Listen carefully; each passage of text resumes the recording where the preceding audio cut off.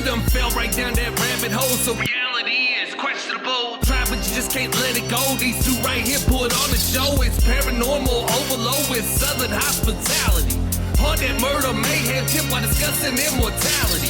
Locations with a dark past, history that comes to life. Hillbillies with a knack for everything that goes bump at night. Overthinking if you by yourself, these two will have you turning on the lights. Mixing in a little comedy to make sure it all fits in just right. Hey. Welcome to Hillbilly Horror Stories. Now here's your hosts, Jerry and Tracy Hall, and their dog Ninja. And sometimes their cat Freddy, but never the ferrets.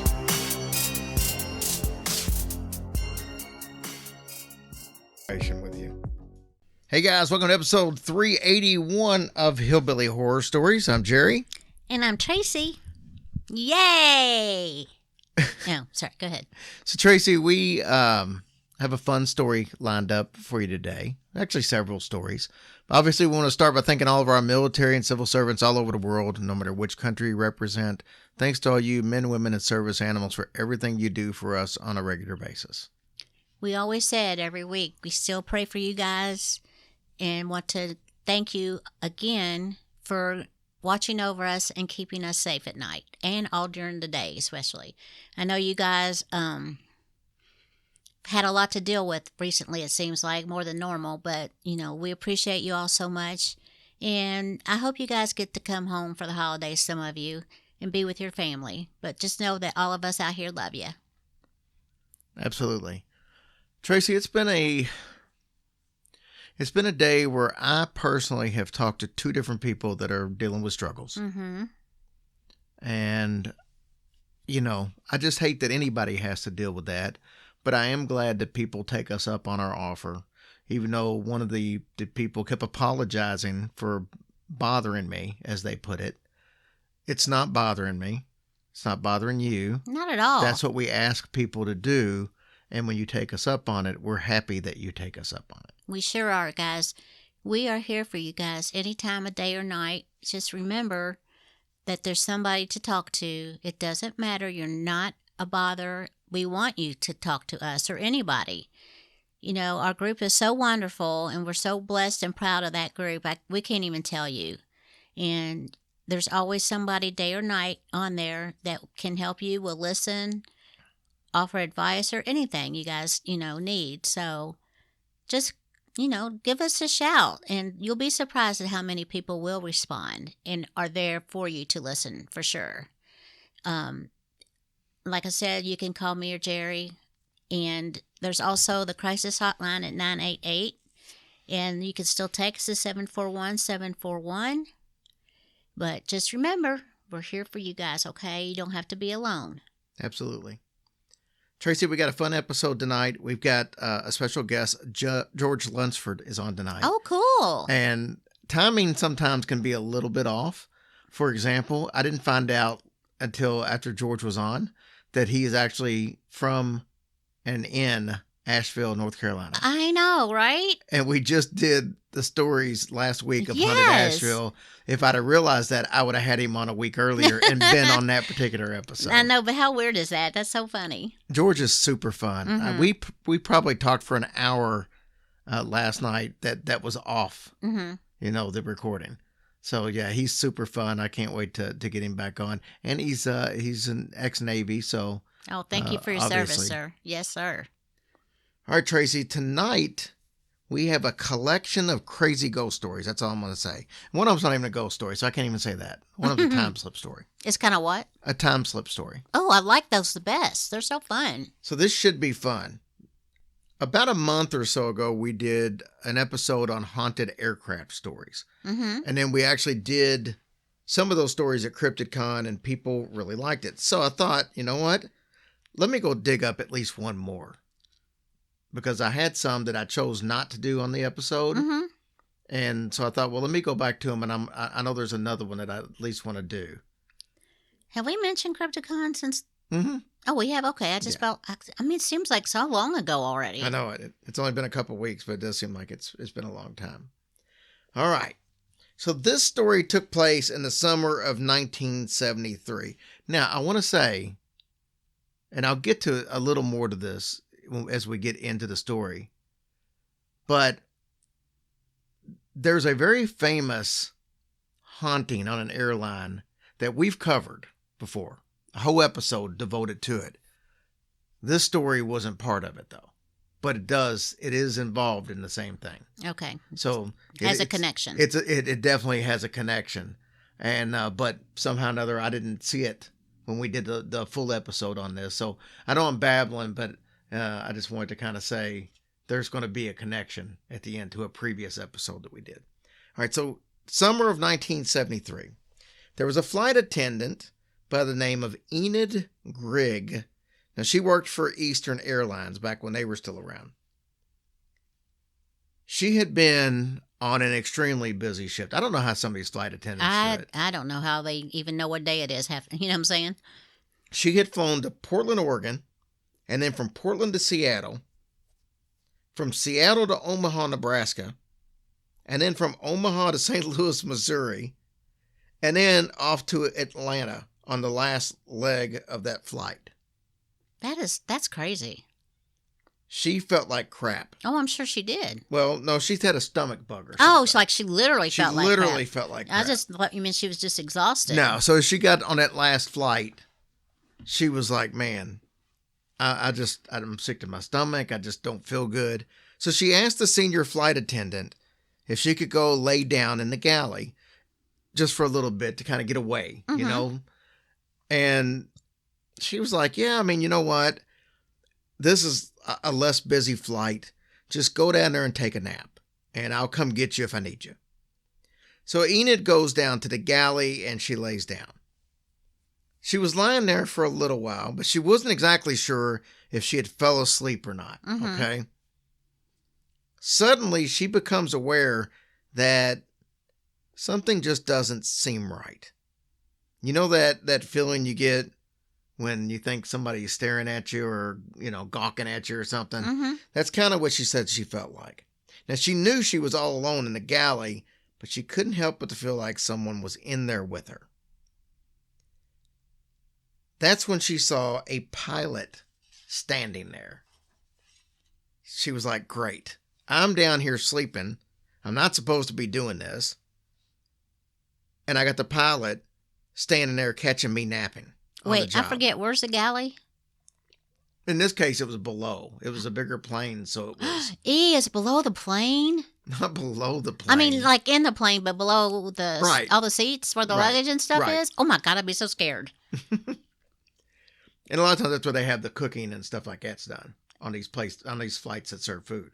Are you serious? Yeah, where else are they going to do it? I don't know. I thought they just stuck in the microwave back there. No. I'll be daggone. I did not know They that. actually have ovens. Stop. Why would you have an oven See, on a that plane? shows how poor we are, that we don't ever get to fly. Well, that must be first class or- crap. We'll have our bag of peanuts, please. Yeah, we only have like Southwest flights, so. So anyway, she's down there, and she gets caught by the captain, and she's like, you know, this isn't good. But she said there was no communication between the two of them. He just stood there, standing, staring at her. Maybe he just wanted to see how pretty she was when she slept. And then he just left. So Enid is scared for her job now. Because obviously, it would have been probably a lot more strict back in the 70s if you're sleeping on the job, you just get rid of people. Well, yeah, but I would think they would consider how much she had flown that day or whatever. I mean, Maybe so. I'd rather have somebody that's taking a little nap and be refreshed than somebody pour the coffee on her head. So she goes to another flight attendant by the name of Linda. And she asked if she had seen that pilot down there. And Linda was like, there isn't a pilot down here. It's just me and you. Enid was frustrated and a little bit confused. And she blurted out, yes, there was. I saw him. So Enid was like, you know what? I'm just going to go right to the pilot. And I'm going to explain my situation, apologize, and she's probably going to throw her supervisor under the bus too, who told her to go down there and take a nap. Oh, man, that's not cool. Anyway, so she walks right into the cockpit, and she asks the pilots, And she's like, hey, were you guys downstairs? And they all said no. So Enid is like, did I imagine this? No, surely I didn't. I mean, I would think before I'd open my mouth and get both of them in trouble. So she said that there weren't any other pilots on the plane, and she didn't recognize any of these as the one that was that standing she over saw her. downstairs. Matter of fact, she paid so much attention to him that she noticed that the uniform looked like it was brand new. The stripes on it were a bright yellow, but she said it was very real, and she knows it wasn't a dream. But she doesn't believe in ghosts, so that couldn't be the case, as far as she said, and she knows what she saw. Now, other people around this same time on other Eastern airline flights had seen something very similar. The others had also seen apparitions of pilots. Now, Neil Holland, he was a former Eastern Airlines pilot, and he said that there were several unusual events reported on that particular plane that Enid was on that night. Not just in the galley, but also in the main cabin as well. Now, most of these reports, I told you there were sightings roughly the same time at other planes as well. Most of them had one thing in common. The eyewitnesses recognized the pilots. And that's right, I said pilots. They were Captain Bob Loft and flight engineer Don Repo. Now, these men had died on Eastern Flight 401 that crashed in the Everglades. And that's the story that we did the full episode on. No way. Oh. Like I said, we did an entire episode on the crash and the haunting, but we didn't have the story, so I wanted to add that one to there. Yeah. Now, just a refresher as to what the problems were on that flight. The plane crashed in the Everglades, and those two pilots were killed. But what we found out was they recycled some of the parts on that plane and used them on other planes. So anything that was able to still be used, if they needed that part on another plane, they would place it on there. They would replace it. And the planes that had the replacement parts were the ones that had the sightings. Isn't that something? That's kind of creepy. Yeah. It's a really cool, it's the best of the best when it comes to haunted aircraft stories. Oh, man. So, but go back and listen to that one. Maybe I'll put that one up for this Friday, coming up for the classic episode. Okay. But, all right, Tracy, are you ready for the next story? Yeah. You said you like time slips. I be slipping in time all the time. One day I don't even know where I was. That's not time slips. That's just reality. Old age. Old age. So it's been a while since we did a time slip story. We actually did a whole episode of them at one point, and I don't think we've went back and done another full episode, or I don't even know if we've even covered another story like we're going to cover tonight. This story goes back in the 1950s, 1956 to be exact. And the story came from Andrew Evans. It was told several times by his grandparents that they were the ones involved. This was over in the UK several decades ago. His grandparents were newlyweds, right? They traveled to Devon for their honeymoon. They had visited Devon several times, so they knew the area, not backwards and forwards. But right, they were but pretty familiar. well, yeah. One of the afternoons that they were there on their honeymoon, they decided to take a walk along this nice little forest path. About a half hour into their walk, they came across this charming antique tea room. Oh, that sounds nice. They had never seen anything like this place, so they were like, you know what, let's step in. His grandmother had a tea cake, and his grandpa had a scone, and they also shared a pot of tea that they said was so good that they actually inquired about what brand it was so they could buy some when they got back home. Mm-hmm. The thing that was so fascinating about this tea room was its charming old world feel. The waitresses were dressed in uniforms that looked like it was from another era. They were crisp. The They said the customer service was just like second to none. Nice. It was just way different than they were accustomed to. So after paying for their meal and expressing how much they loved the place, Andrew's grandparents left and continued down the path.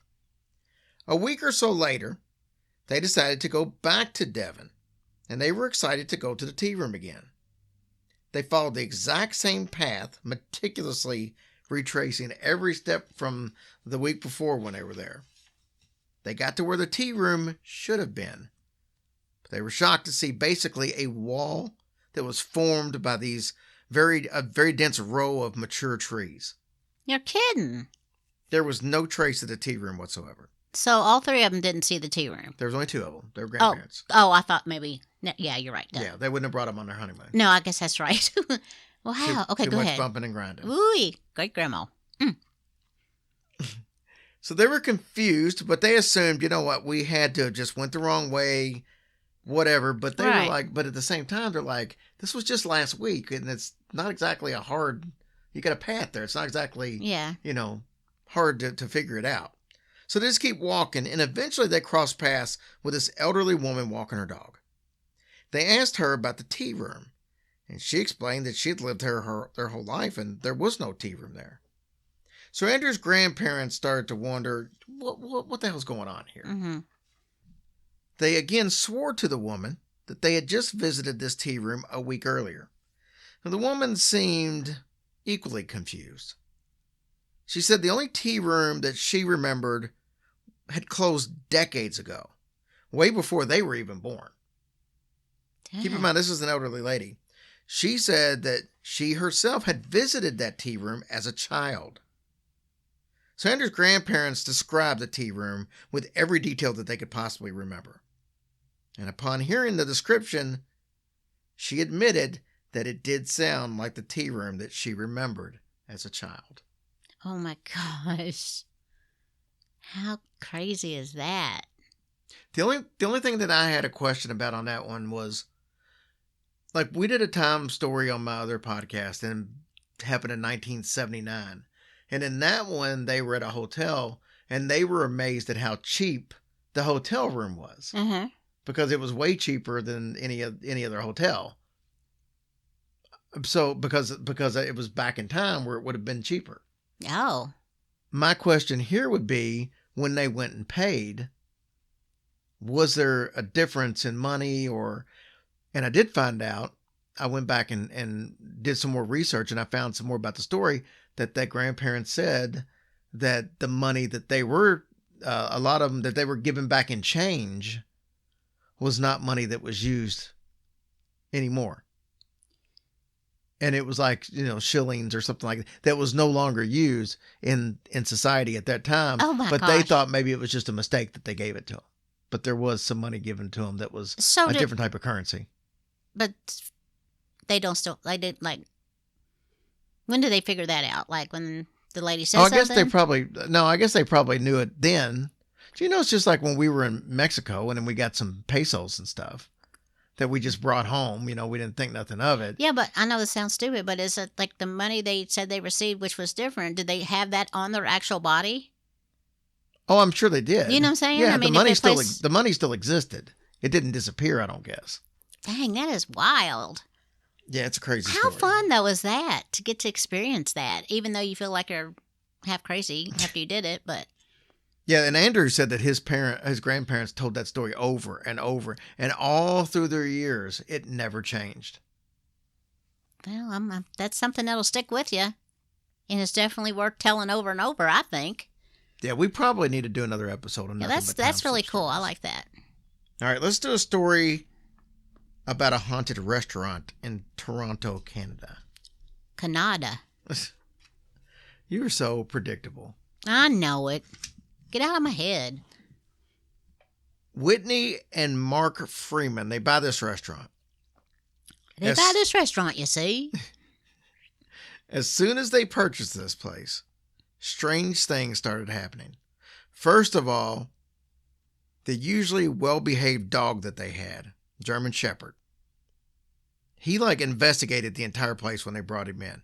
He went up and down the dining room. He went behind the bar. He went into the kitchen area as if he was looking for something. He then suddenly stopped at table 13 and started to bark uncontrollably. It sounds like he was looking for food and drink. It was as if he was barking at an invisible guest. Now, this building had been constructed in 1913. This was in the 80s. Oh, okay. 1980s. This building was constructed in 1913. So it was old, but it wasn't like 1700s old. Right. There had already been talks of ghosts in that building way before they purchased the restaurant. So nothing new. It was originally built as a private residence. When they bought it, they had the whole building rewired. And as soon as that was done, many of the light fixtures were completely reversed. Like they would flip on this light switch and a different light would come on. Oh, my goodness. They called the electrician out because they're thinking he did shoddy work. And when he came out, he actually showed them that, no, look at it. Everything is exactly to where it should be. This wire leads to this switch and leads to that light. And he had no idea why one switch would turn on a different light when everything was wired correctly. Yeah. The Freemans lived in the apartment that was right above the restaurant. There was a bedroom, a small office, a living room, and of course, a door to the attic. I don't like attics. Just to let you know. You just know that there's going to be something going on with that attic door in the story, just for the fact that I mentioned it. Yeah. So one day, Mark noticed that it was open. Now, this was especially odd because the door had a deadbolt on it that they always kept locked. So Mark thought this was weird, but figured, you know what, it's some kind of oversight. Maybe we just, left it unlocked or something and thought we locked it, or maybe, his wife had left it unlocked, whatever the deal was. He shut it and he locked the door, only to have it swing open as soon as he turned his back. Like literally, instantly locks it, turns around, and it swings open. Okay, so it wasn't like our attic door then. No, this was a door that would open up and then have stairs going up. Okay, so different. Oh my gosh. So it Maybe he thought it was a breeze, but I guess a breeze couldn't lock it. No, typically breezes don't lock deadbolts. Eventually, the couple decided that they needed a vacation, but the restaurant was actually doing really well. It was extremely busy, so they decided to take separate trips, which sounds awesome. Oh. Well, that was mean. On Whitney's last night away, Mark was walking downstairs to the basement. That's when he decided to give the ghosts a little bit of a little piece of his mind, little words of advice, we'll say. He told them that he was going to be leaving for a few days, and while he was gone, he didn't want Whitney to be disturbed. He finished with a very stern, "Is that understood?" Ooh. As soon as he said that, all of the basement lights came on, which he took as a sign of agreement. That he did understand. But maybe not, because one night while Mark was away, Whitney was awoken from a deep sleep by someone clearly calling her name. It was a woman's voice, and her presence in the bedroom was so powerful, it sent chills down Whitney's spine. A few nights later, Whitney was again awoken by the clanking sound of her pet rabbit's water bottle. If you've ever had a hamster or a rabbit or ferrets or something, you know that sound. Oh, I miss Noodle. Oh, look what I said. I know. Oh my gosh. Oh, I miss him too, though. Mom and Noodle, I miss you too, peoples. My little buddies. She kept the cage in her bedroom, and the bottle was, of course, attached to some metal bars in the cage, so it always made a racket anytime the rabbit would drink out of it. She got up to fill up the water bottle, because that's normally what she do. When she would hear that, no, the water bottle she would think the water bottle was empty. She'd get up and fill the water bottle up. So she gets up to go fill the water bottle up, and it dawns on her that her rabbit is actually staying with a family member for a few days. What? So the rabbit, wasn't even there. The cage, and the water bottle are all gone at this point. And now she starts wondering if the rabbit had always been the one rattling the bottle. Yep, something to think about. In 1986, the Freemans sold the restaurant to Nikki Bainbridge. She moved in with her children, and she renamed it the Murray House. I don't know why she renamed it, but she did. The ghost never appeared to the Freemans, but Nikki would actually see the spirit of a woman that she thinks was in her 70s. She would wear old-fashioned clothing and had a very long white apron over a high-collar blue dress. Nikki would sometimes come face to face with this woman before the woman would vanish through a wall. Oh, so they didn't get to talk? Be cordial to each other? Apparently not. Now, this was not the only ghost in the house. One night, as Nikki was sleeping, her bedroom was in the attic, by the way. No. Yeah. So she's sleeping in her bedroom. How could she sleep up there? And then hot? I mean, probably not. You can send air up there. Oh. If you need to. Go ahead, sorry. She's sleeping. She was awoken by the sound of another person breathing deeply. She quickly turns on the light, and she rolls over to find there's a person lying in the bed beside her with his or her back facing her, so she couldn't tell. Oh, man. The person slowly faded away after she turned the light on, as well as the indention in the bed. Oh, my gosh. On another night, just as she was falling asleep, someone whispered her name in her ear. She suddenly had a strange feeling that her family was in danger. She felt like maybe the voice was trying to warn her of something. So she ran down to the second floor to check on her kids. They're both in their room. Nothing major. Everything looked fine. She runs down to the first floor. On that floor, she found a lit candle that was lying on its side on a wooden windowsill. It looked like it had just been lit and then tipped over shortly before she got there. She had not lit any candles, and she definitely didn't put one on the windowsill. Had she not heard that voice in her head, she wouldn't have gone to check, and her children might have actually been stuck in a burning house. Man. She felt that there was one ghost that was trying to harm her, the one with the candle, and another that was trying to warn her, the one that whispered to her. She was unaware at the time that the entire town of Potpourri, where this actually took place, had a history of successive fires which repeatedly burned down most of the downtown area. Oh my gosh. So, why? I don't know. What would cause all that? I don't know. I mean, maybe there was a spirit that just wasn't happy that's like to start fires, such as the one in that house. Did Ninja fart, or was that you? That is not Ninja. You farted. That is not Ninja. Oh, whoops. Lily. Did Lily fart? Yes. Oh, sorry, Ninja. I was trying to blame it on you, buddy. Jeez, yeah. Lily. Yeah, I smelt it a while ago. So. Good thing there's not smell-o-radio. What? I don't even know what. That's pretty interesting. Isn't that weird how like fires start sometimes in the same places? I mean, yeah, some places just seem to be plagued by fires. I know. That's terrible. Well, I'm glad she got woken up. Me too. That would have been a bummer.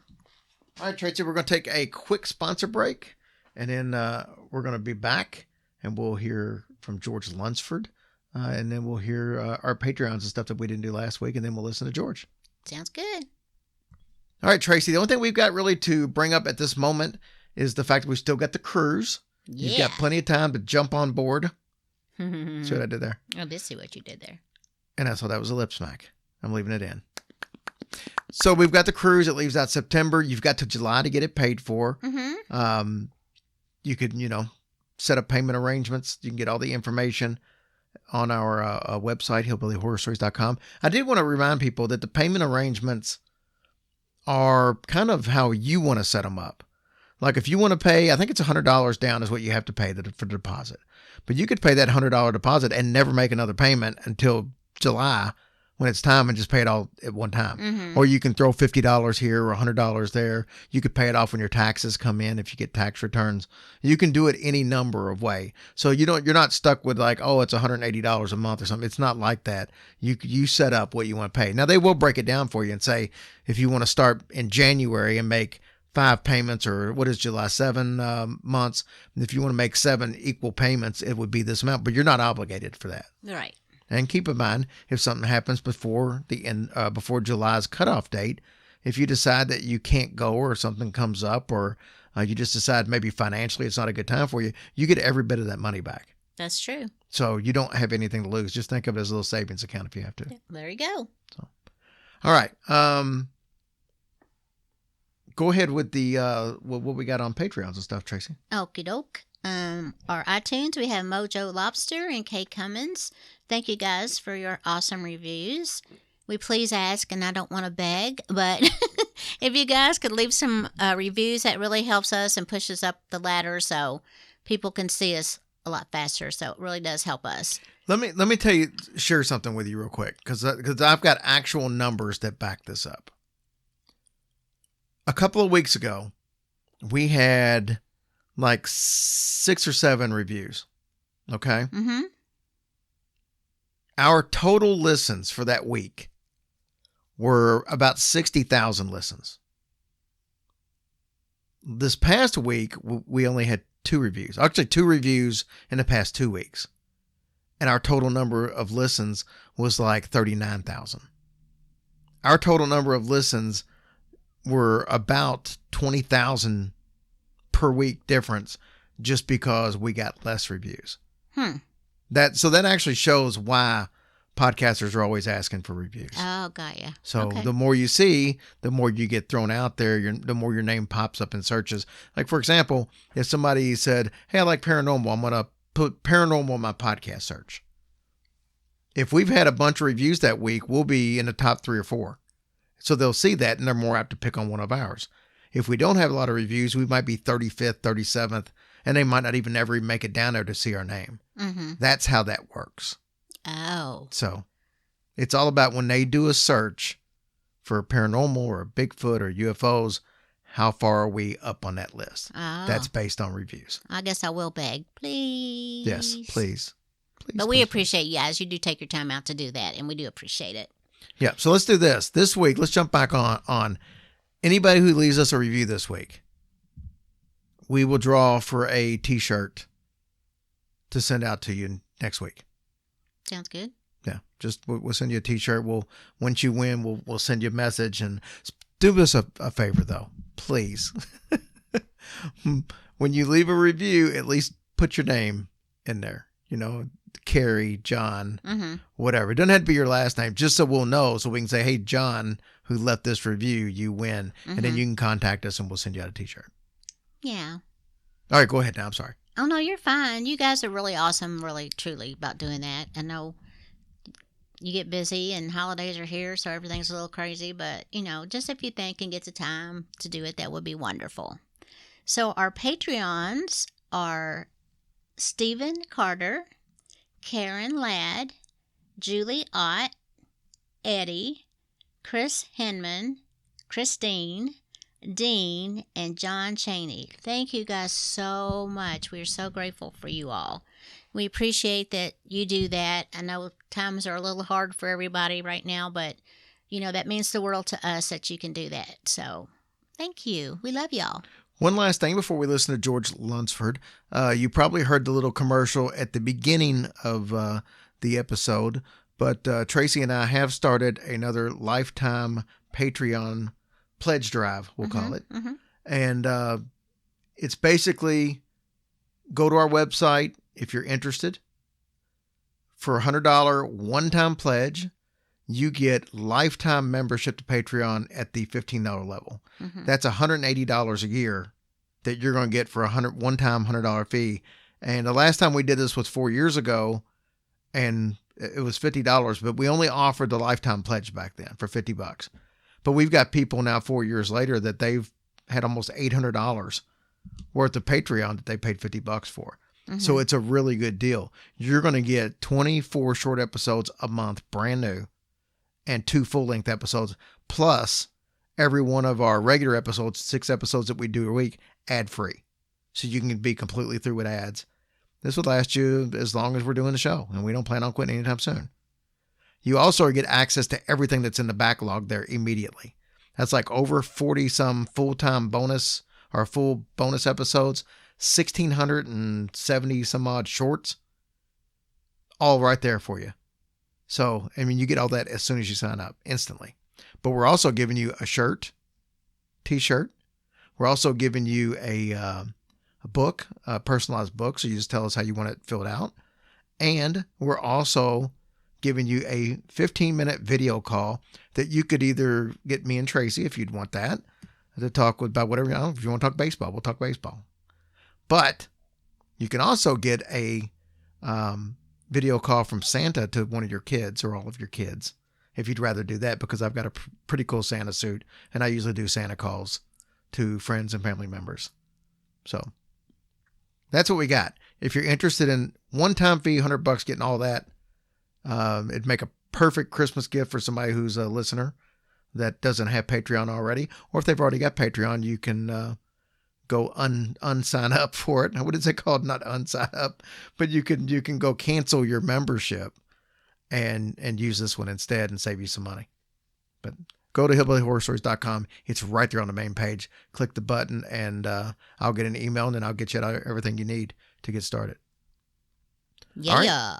All right, Tracy, let's listen to George Lunsford.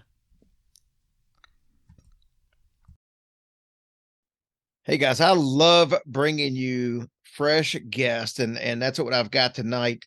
Our next guest, I had the privilege to talk to a little bit at CryptidCon, found him absolutely fascinating.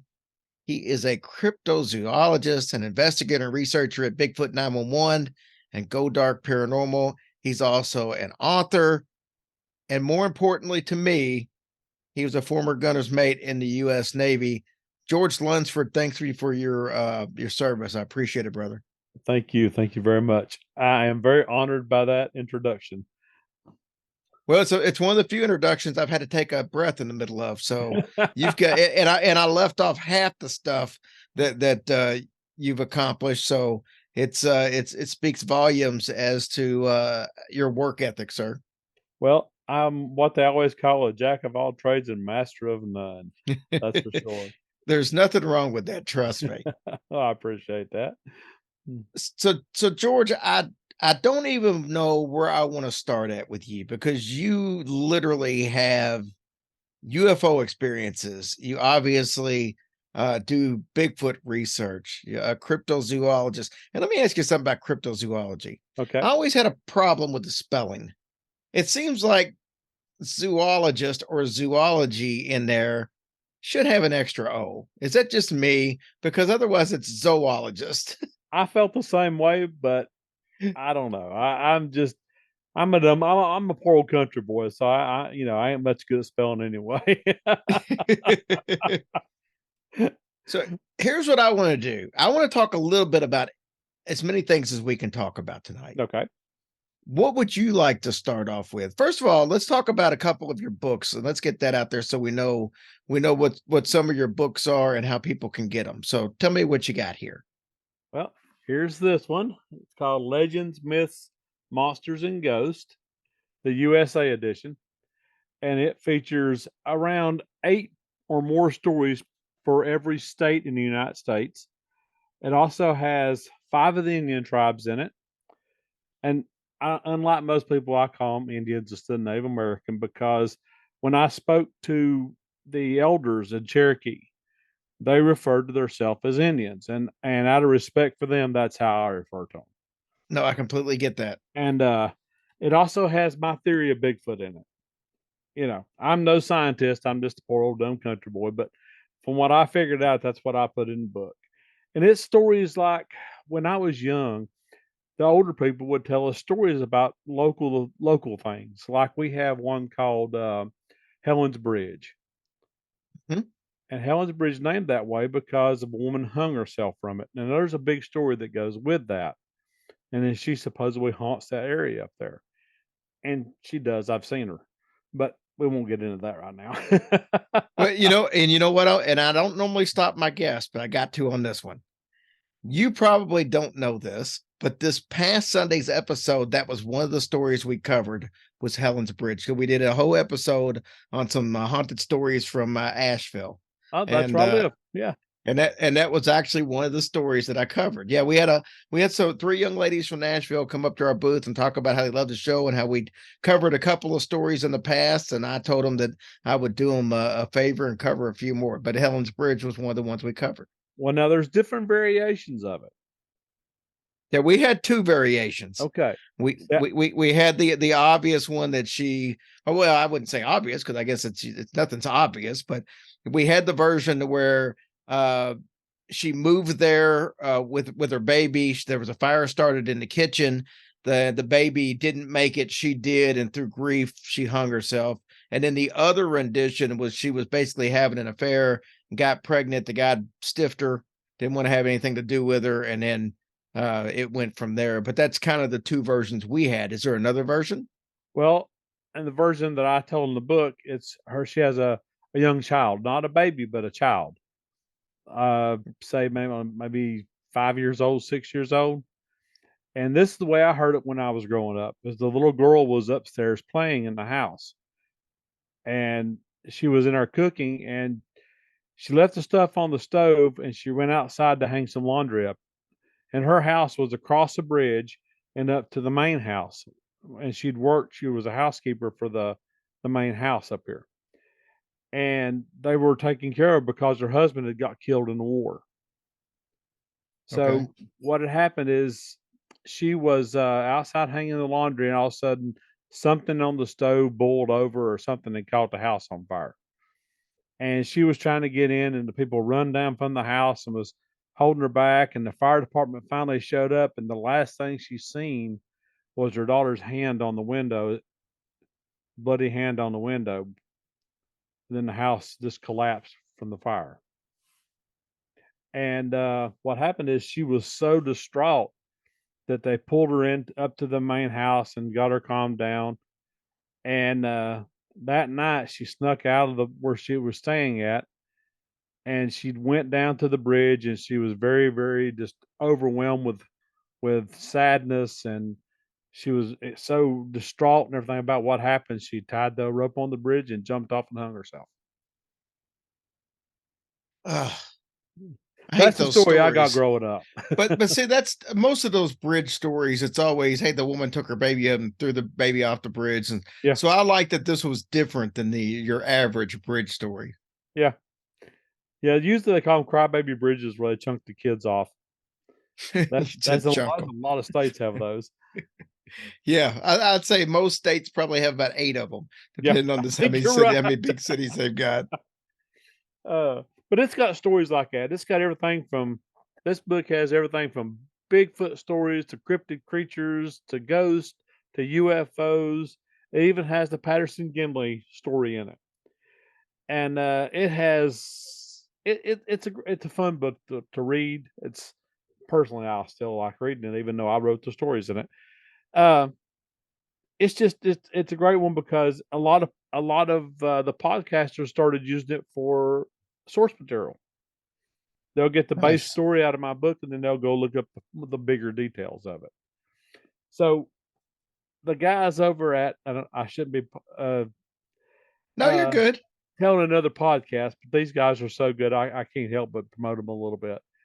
It's called, excuse my language, No BS and Beer Drinking Podcast. Now these I'm gonna guys have are to, fantastic, I'm gonna have to look these guys up then. and they kind of inspired me to write this one, The Monsters of the World. And I wrote it as a reference guide for for anybody that wanted to find out about the cryptid creatures all around the world, but mostly for podcasters. It gives them a ready thing. They pull it up and say, "Oh, well, let's go do this monster today," and they can read what I got. Then they can get more details on it. But there's 104 cryptid creatures in that book, and I got 26 encounters sent to me from all over the place. Nice. Even Bobo has a story in there. Oh, cool. Yeah. Well, I'm gonna have to snag these 2 books. You know this because, I mean, literally, that's I've got a ton of books, and most of them is exactly what you just described. How I'll get some of them are a paragraph, 2 paragraphs, and I'll use that to say, hey, how much more can I find? And then if I find a lot more information, that's how most of our episodes are framed. That's So, great. but and then like a matter of fact, one of the books was Haunted Asheville, and the author actually went to school at the high school that was now middle school that's next to the cemetery from the old Popper's Field, and I went there that too. did you? And that Yeah. and that was one of the stories we covered. But it and I said on the episode, a lot of it came from him because he actually went to school there and wrote the story on it. Maybe talking about Josh. Yes, Yeah, yeah, very good. he's a good guy. He really is. He is run all over the place now. I never can figure out where he's at next. But So we got those books. Where can people buy those books? Amazon. Of course.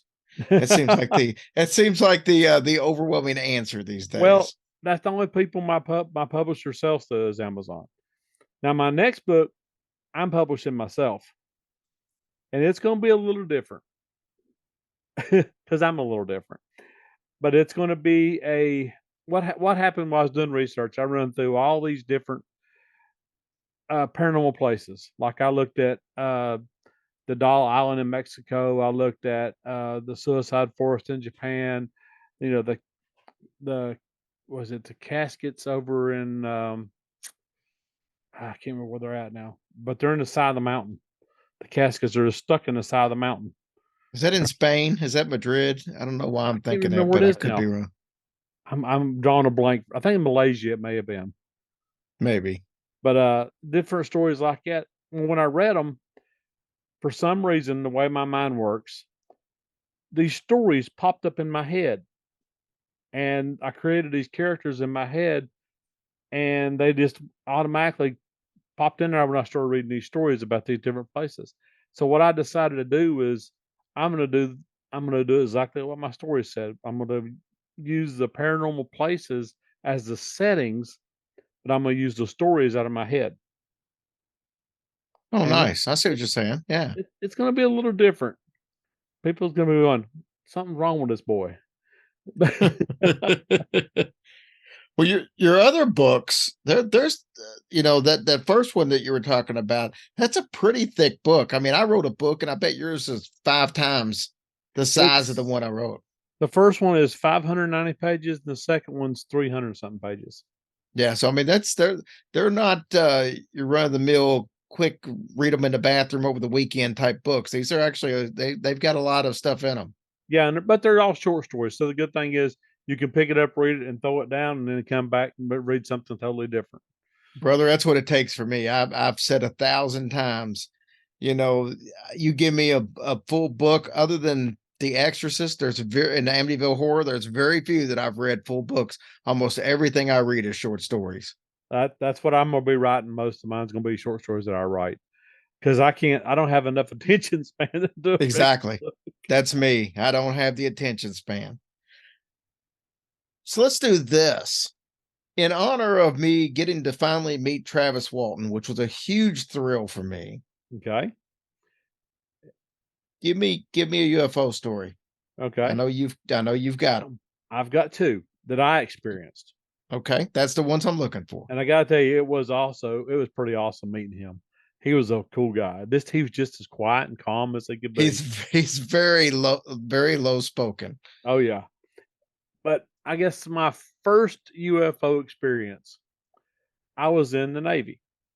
We were crossing the Atlantic, going over to Europe I was on a NATO cruise, but our ship was headed over there. I was on watch, and I was on aft lookout. For some reason, I spent a lot of time on aft lookout. I don't know why, but I was on aft lookout, and What exactly is aft lookout for those of us who don't know? well, on aft lookout, we look for anything out of the ordinary in the water, or if maybe someone fell overboard. If you're back there to see if anything like that happens, anything comes up behind the ship, you're there to keep an eye on things. And I was back there, and my ship had a stern step, which means they had the helo pad, then it stepped down to the stern step where the uh, tie offs and everything for the piers was. Best I can explain it. I got you. But I was back there, and the forward lookout called me. He said, "Look on the port side. There's something over there." So I pulled my binoculars up. I'm watching, and there's a light that's over there, and it's just hovering above. It looks like it's either in the water or above the water. You can't really tell, but it seemed to be moving back and forth, but with the ship. It's moving a little bit back and forth like this, and it's moving like it was searching for something. And the first thing that I thought it was a submarine con tower, because that's what it looked like when I first looked. And I got to realizing it's not touching the water; it's above the water. And back in those days, nobody really talked about this stuff. I mean, that was in the 80s. So nobody really spoke about any of this stuff or anything like that. But I was watching it the whole time. In about 5 minutes, I watched it. And we got within probably 7.5 to 8 miles from it, which is inside the horizon.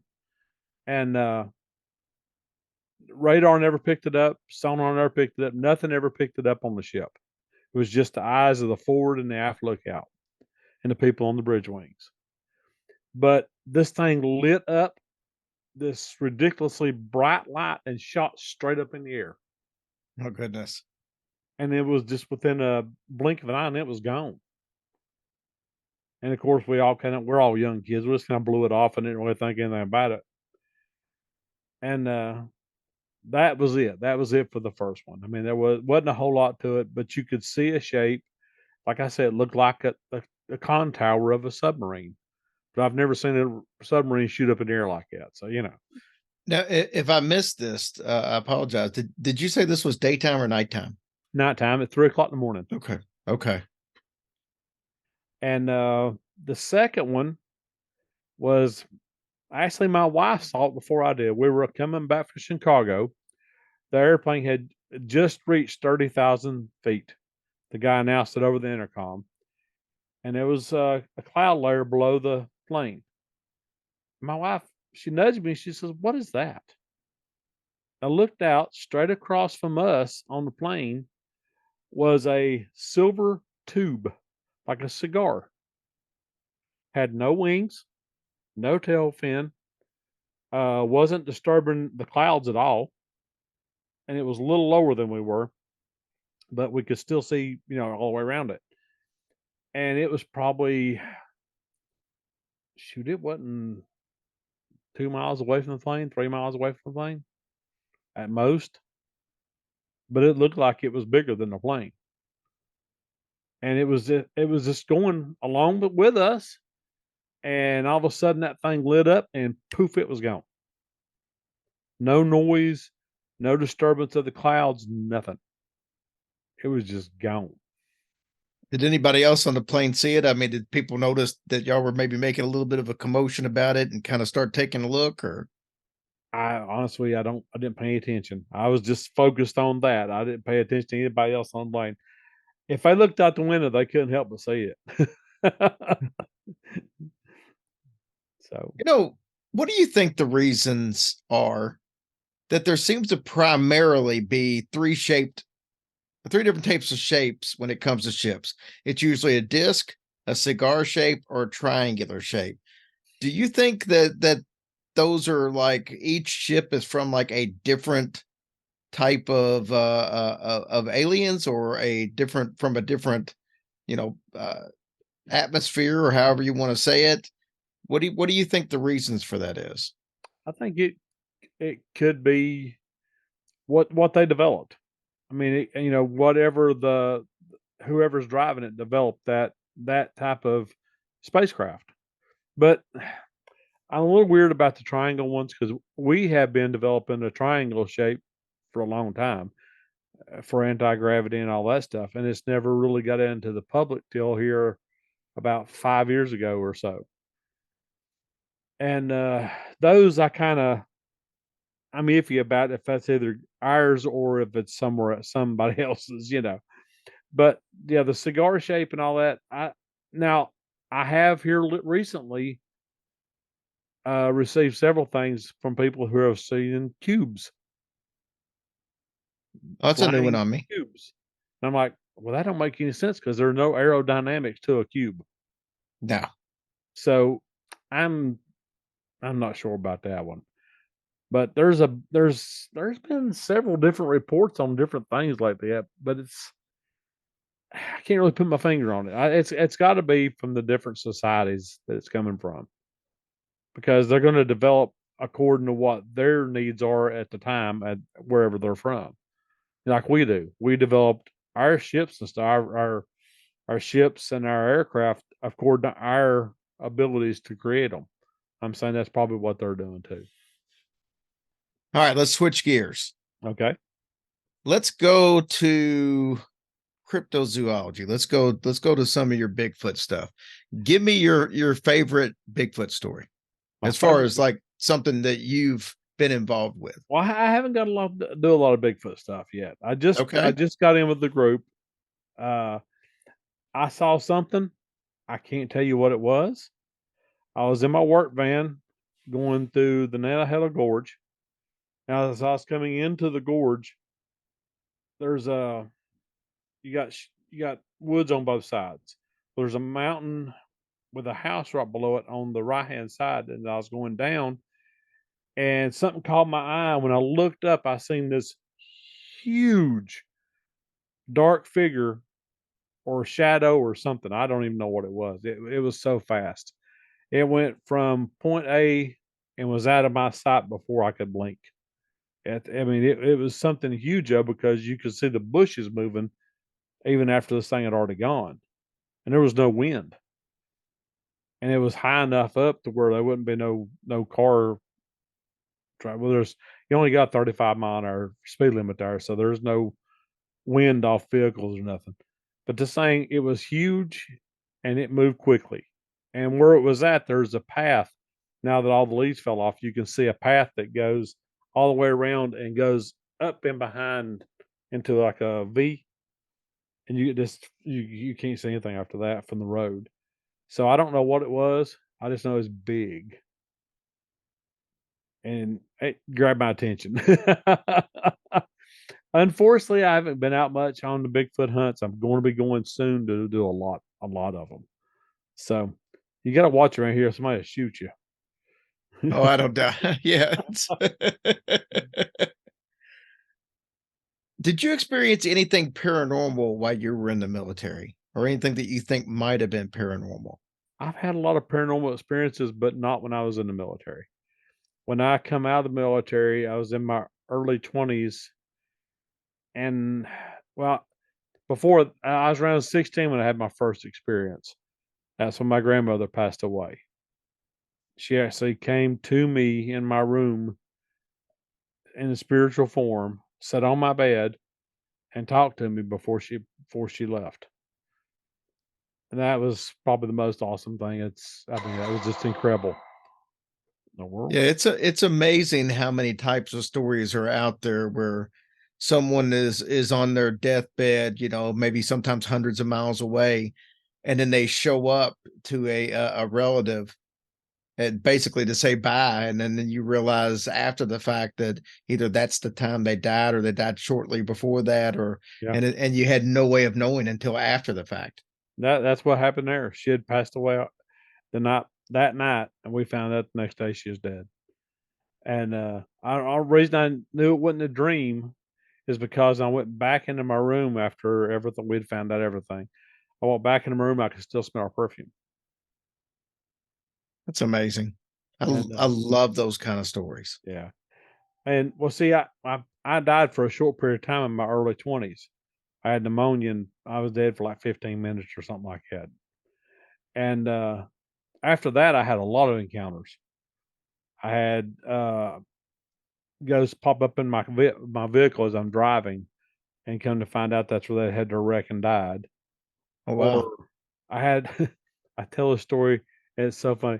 There's a graveyard. You go through a graveyard up here, and then you go across the bridge onto the road and come to my house. Well, there's a grave that sits right down real low on the right hand side of the bridge. And there was apparently a I guess middle aged black man is buried there. And he used to flip me off when I come through. His spirit. He would laugh. I could hear him laughing, so I'd look down there and he'd flip me off and keep laughing until I got outside.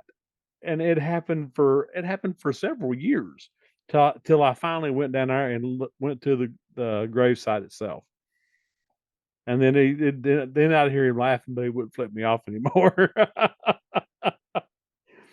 But Did you ever get any background on who he was or anything? Or I never found out anything about him.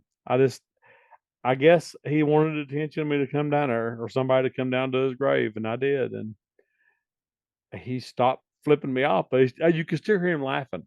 I didn't see him anymore, but I could hear him laughing when I got to the bridge. And I've had several things like that happen. We had my friend I used to have. He lived in a house, and the only time I've ever been scared of paranormal, it was the creepiest thing you've ever seen in your life. The house was over 100 years old, and when you got up to the house, you just felt this pressure on you, and you felt cold. In the middle of summer, you felt cold. And he took me down to the basement one evening. He had a big now he got married. He had a big 130-pound Rottweiler.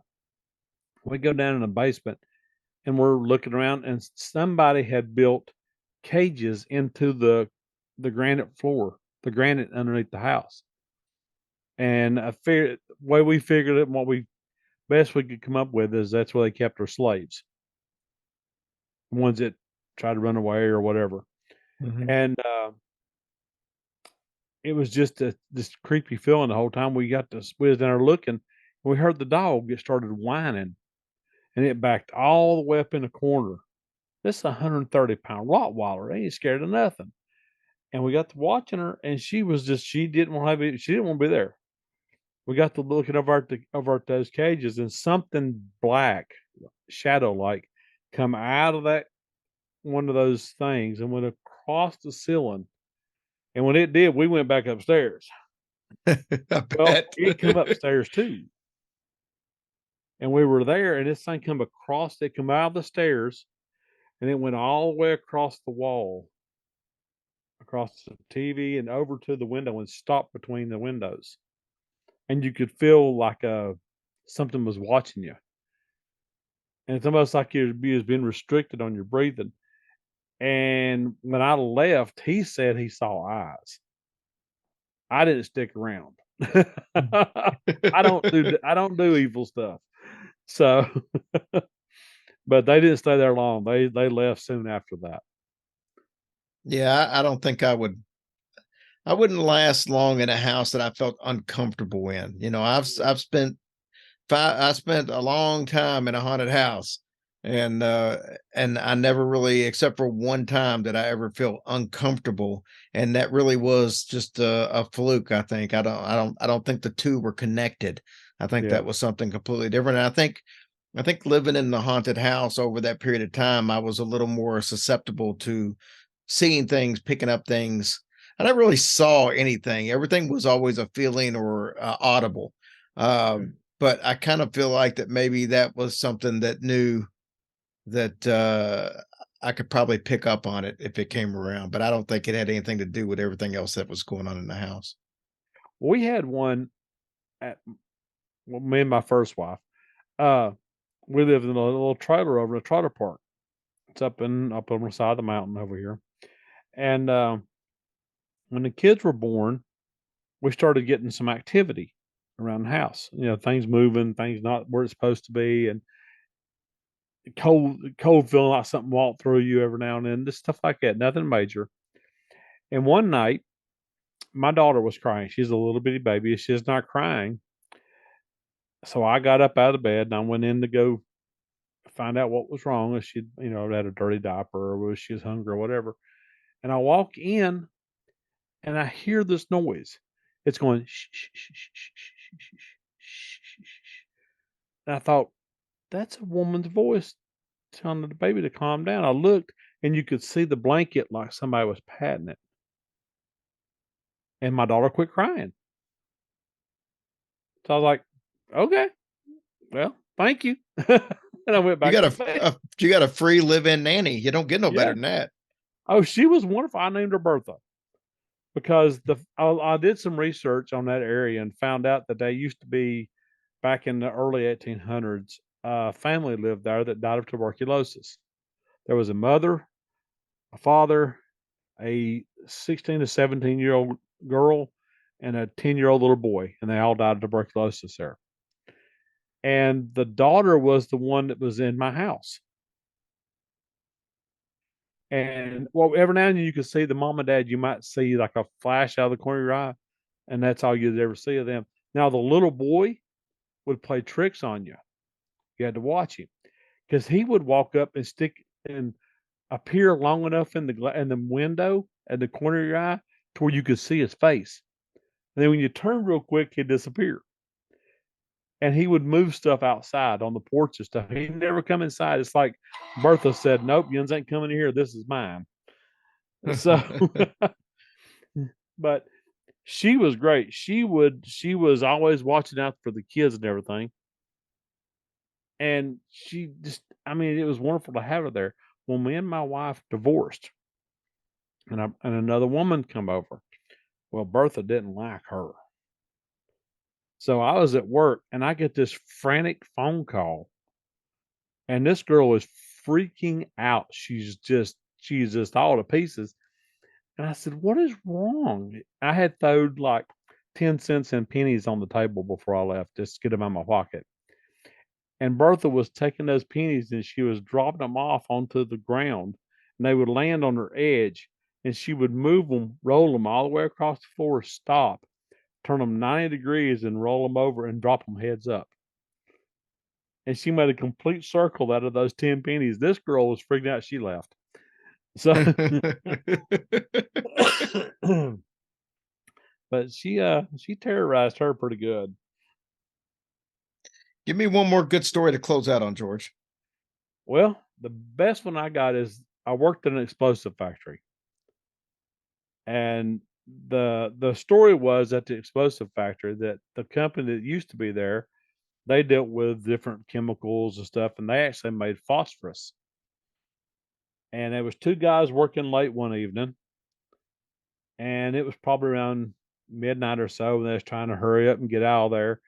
Well, they went down to clean the phosphorus pit. One guy was already down in there. Another guy had dropped some tools down in there for him to clean the pit. Well, you don't use on phosphorus. You have to use non-sparking tools. Most of the time it's wood, so nothing, you don't have to worry about anything sparking off, because if phosphorus goes off, you can't put it out. It has to burn out, or you have to, well, basically it has to burn out because there's nothing else you can put it out with. Well, one guy was in there and he grabbed the wrong tool, and when he went to clean, it sparked off and blew the guy that was on top. It covered him in phosphorus and blew him out of the building. The guy that was in there, you could hear him screaming as he was burning to death.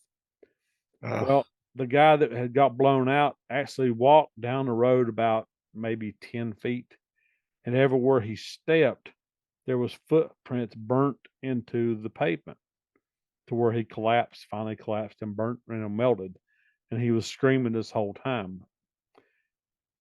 Well, the story was that at midnight every year you could see them, you could hear them, and I didn't believe it. I was working late one night.